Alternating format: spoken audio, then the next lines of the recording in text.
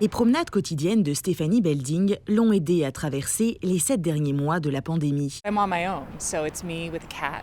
Depuis quelque temps, elle revoyait des amis à l'extérieur et avait même formé une bulle sociale avec un voisin. Just knowing Le simple fait de savoir que j'ai quelqu'un avec qui je peux avoir une interaction qui n'est pas à 2 mètres de distance, avec un visage masqué, ça m'aide. Mais avec le nombre de cas d'infection qui augmente, la santé publique exhorte les gens à limiter leurs contacts avec quiconque en dehors de leur ménage. Une perspective alarmante pour certains qui ont déjà passé un premier confinement seuls. Vous savez, quand vous dites un ménage et que vous êtes le ménage, l'idée de ne pas être avec d'autres personnes pendant une période prolongée est accablante. Selon Statistique Canada, plus du quart des Canadiens vivent seuls. Ce pourcentage est encore plus élevé à Toronto, Vancouver et Montréal. Jusqu'à présent, l'attention s'est surtout concentrée sur le stress auquel sont confrontées les familles.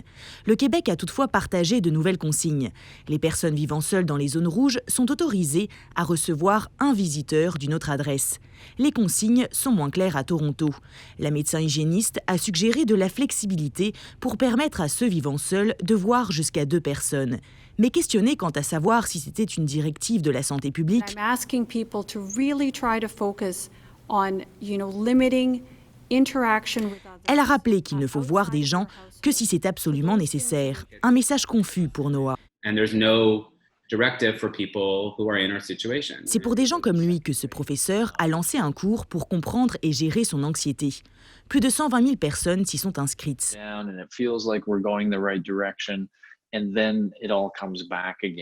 On retourne un peu à la case départ et ce sentiment d'impuissance peut générer plus d'anxiété et l'inquiétude est que cette anxiété se transforme en un état plus dépressif. Et ça, c'est très dangereux, surtout pour les personnes vivant seules, car cela pourrait passer inaperçu.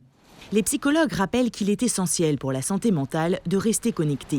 De créer une activité au plus spécifique tous les jours où quand même on est en contact avec l'autrui, ça peut vraiment énormément aider. Un contact souvent virtuel, certes, mais qui pourrait éviter une pandémie de solitude. Ici Camille Feyreisen, Radio-Canada, Toronto.